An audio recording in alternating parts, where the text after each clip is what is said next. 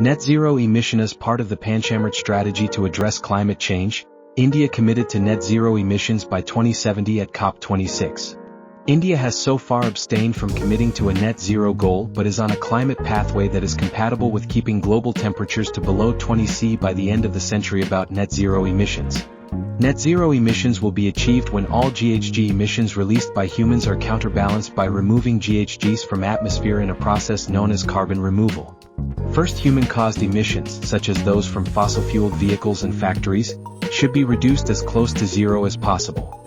Any remaining GHGs should then be balanced with an equivalent amount of carbon removal, which can happen through restoring forests or using direct air capture and storage, DASIS, technology, etc.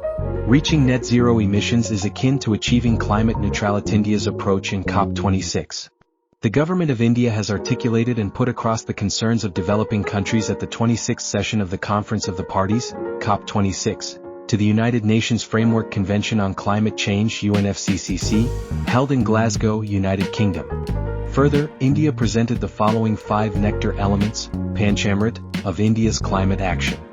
Reach 500 gigawatts non-fossil energy capacity by 2030. 50% of its energy requirements from renewable energy by 2030. Reduction of total projected carbon emissions by 1 billion tons from now to 2030. Reduction of the carbon intensity of the economy by 45% by 2030, over 2005 levels. Achieving the target of net zero emissions by 2070. Challenges to India's net zero emissions.